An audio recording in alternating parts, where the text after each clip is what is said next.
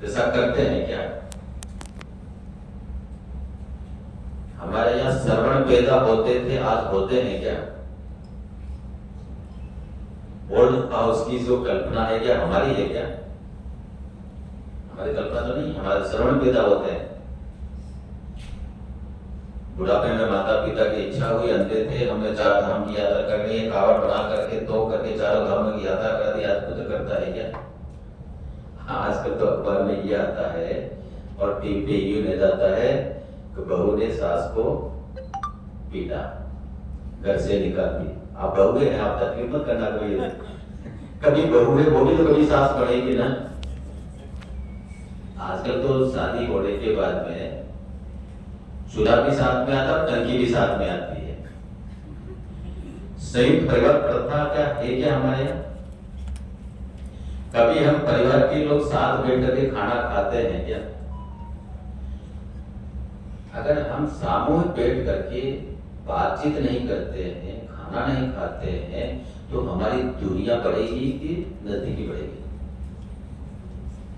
अब ये दुनिया भी प्रदूषण है कि एक दूसरे गाली देते भी नहीं है, ऐसा दिखता है। आज हम लोग भोगभात की ओर भाग रहे हैं, ये हमारा विचार है क्या? यहाँ तो दूसरे के लिए जीने वाले लोग हैं।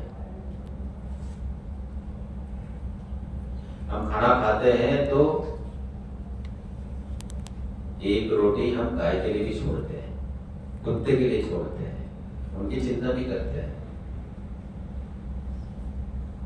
आजकल तो हमारे यहाँ कई घरों में लिखा रहता है ना, कुत्तों से सावधान।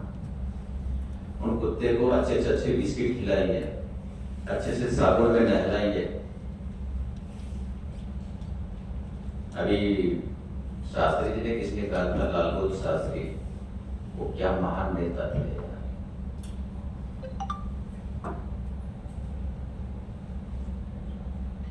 जिस समय देश पर संकट आया, अमेरिका की दादागिरी थी, वो लाल ज्वार बेचता था, मन चाहे अपने दबाव बनाता था, तो लाल बहादुर शास्त्री के मन में कल्पना आई। वैसे नेता आज नहीं, नेता के अनुसरण करने वाले लोग हैं, लेकिन वैसे नेता नहीं है। वो नेता अपने जीवन से कुछ वो करते थे, उनका आचरण था। उन्होंने कहा पहले तो अपने घर पे प्रयोग किया कि घर के लोग भूखे रह सकते हैं क्या? सबको का एक दिन खाना नहीं खाओगे, नहीं कहा? हाँ, हम सब रह सकते हैं तो देश भी रह सकता है। और फिर देश के सामने वो जाकर के देश को संबोधन करते हैं, देशवासियों, मेरी आपसे प्रार्थना है, देश पर संकट है, अमेरिका हमको अनाज भेजता, उसके बदले बली जाए जैसे अपनी बातें रोकता है, मुझे इसे मंजूर नहीं है। एक दिन का वक्त है। और आपको याद होगा, छोटा क्या, बड़ा क्या, बूढ़ा क्या, सबने एक दिन का व्रत किया था। एक दिन के व्रत से हमारे देश में अनाज की कमी दूर हुई। एक बार चाइना युद्ध के बाद में स्थिति हुई थी, फिर उन्होंने कहा देशवासियों संकट है, सरकार का खजाना खाली है, आप मदद करिए। हमारी अच्छी अच्छी गृहिणियों ने मंगलसूत्र कर अपने सरकार के खजाने में दान किया, वो बाहर दिया। हम भाई, आज हम कहते हैं मुझे पैसा चाहिए, पैसा से मुझे कुछ भी करना पड़े, चाहे मैं भ्रष्टाचार की लाइन में छूट जाऊं, लेकिन मुझे ही करना है। अगर थोड़ी बहुत हम चिंता करेंगे, और सरकार के भरोसे बहुत ज्यादा रहना नहीं चाहिए। सरकार के जुम्मे 2 काम रहने चाहिए, हमारी सीमा की सुरक्षा, आंतरिक सुरक्षा, बाकी तो हमको ही संभालना चाहिए। कई देशों में व्यवस्था है, तभी देश आगे बढ़ेगा, तभी देश आत्मनिर्भर बनेगा, तभी व्यक्ति आत्मनिर्भर बनेगा। अगर किसी को खत्म करना है ना, तो उसको फोकट में देना शुरू कर दीजिए। 1 बार दीजिए, 2 बार दीजिए, 3 बार दीजिए, और फिर उसके फोकट कर लेने की आदत बने, उसे बंद कर दीजिए। क्या होगा? बस इतना ही करना है ना, तो सरकार अपना काम करेगी, करती है और करना चाहिए लोकतंत्र में जीने, लेकिन मेरी क्या जिम्मेदारी है देश के प्रति, समाज के प्रति? मैं भी तो 4 ऋण लेके पैदा हुआ हूं ना। तो 4 ऋणों की कोई पालना करता हूं क्या? तो समाज के प्रति भी मेरा ऋण है, समाज से मैंने प्राप्त किया, उतना मैं कर्जा उतारा। निश्चित रूप से आप सब करेंगे। समय मैंने ज्यादा ले लिया, कुछ बातें साथ मैंने लिखी थी तो लगभग आई गई है, ऐसे तो ज्यादा कुछ नहीं, लेकिन बहुत ज्यादा नहीं कह करके आज गणेश जी ने मुझे यहाँ आने का अवसर दिया, क्योंकि एक बात मुझे कही कि हमारा सौभाग्य है कि इनके हाथों से ये हो जाए। शायद आपकी प्यार था जो मुझे यहाँ लेके आया, क्योंकि मेरे को जयपुर जाना था और आपकी अंतरात्मा साथ हम सब की जुड़ी हुई होगी। मेरे भी आने की इच्छा, मैंने उमा शंकर जी को बार-बार कहा, उमा शंकर जी मेरे को जयपुर मीटिंग है, जयपुर जाना है। फिर हमारी लंबी डिस्कस हुई तो मैंने कहा देखो, अगर मुझे फ्लाइट मिलेगी तो मैं फ्लाइट से जाऊंगा 12 बजे के बाद, और नहीं होगी तो बाई रोड जाना है, 7 बजे मीटिंग है, मैं नहीं आ पाऊंगा। कल शाम को मैं किसी कार्यक्रम में था और मेरे पीए ने मुझे कहा कि सब कल की मीटिंग तो कैंसिल हो। मैंने कहा धन्यवाद। फिर मैंने कहा यार उनको फोन करके बता दो, उस कार्यक्रम में अपन जाएंगे।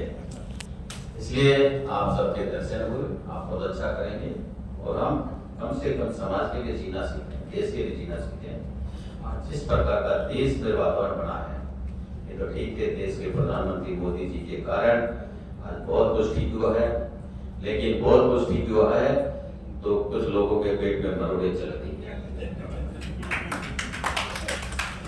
वो स्वाभाविक है, ये लोकतंत्र है, राजनीति है। राजनीति में आदमी लग्दियां मारता है, फाउल खेल करके भी वहां पहुंचूं, मैं अच्छा करूं नहीं करूं, जिंदगी भर देश की सेवा में लगे रहे, तब तक कुछ किया नहीं, लेकिन अब बहुत अच्छा करेंगे। और हमको भी मानव स्वभाव है, ये ठीक नहीं है वो अच्छा कर देगा, फिर वो आएगा तो ये ठीक नहीं है वो अच्छा कर देगा। और कई लोगों को तो एक आदत सी बड़ी होती है, तो वैसा बोलते हैं लेकिन करते नहीं। लेकिन देश का प्रधानमंत्री जो कहता है वह करता है, बोलता है वह करता है, ये उसमें ताकत है, जिसके कारण से आज दुनिया भारतीय तरफ देख रही है भाइयों बहनों।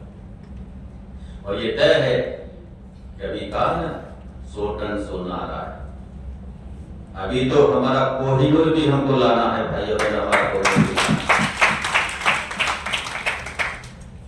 पूरी दुनिया की कीमत कर दो, उससे भी ज्यादा उसकी कीमत है जो कोहिनूर हमारे इंग्लैंड होता है, उसको भी हमको लेके आना है, ये भी हम करेंगे।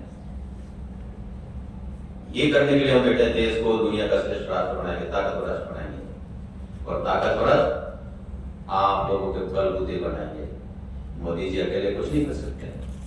140 करोड़ जनता अगर एक कदम बढ़ेगी तो 140 करोड़ आगे बढ़ जाएंगे भाइयों, हाँ। लेकिन कई लोग तो उल्टे चलते हैं, कई लोग सीधे चलते हैं, कई आड़े चलते हैं, दाएं बाएं चलते हैं। लेकिन देश को आजाद कराना था तो लड़ाई बहुत सीमित लोगों ने लड़ी, सबने लड़ी थी, और उनके कारण से आज हम यहाँ पर हैं, ऐसे हैं। मराठा और अंग्रेजों का युद्ध चल रहा था, तो मगरियों पे लोग चढ़ करके तालियां, इधर उधर तालियां पीटते थे, उधर उधर तालियां पीटते थे। अब युद्ध किसने तो ये पता नहीं था, तो तालियां बजाने लोग तो होंगे, लेकिन लड़ने वाले तो हीरे ही होंगे, बिल्ले ही होंगे। लड़ेंगे तो आप सब बिल्ले हैं, आप कोहिनूर हैं, आप लड़िए और लड़ करके देश और समाज को आगे बढ़ाएं। और पर्यावरण को तो हम तय करें। मैंने अभी मेरे खड्डे गुजारना शुरू कर दिए, मैं भी पेड़ लगाऊंगा, ऐसे मंत्री के नाते में करूंगा। तो मैंने शुरुआत की, मैं पहले भी कोई लगा था लेकिन जिंदे रहने पाता। अब मैंने विभाग को कहा मैं पेड़ लगाऊं, उतने सारे जिंदे रहने चाहिए।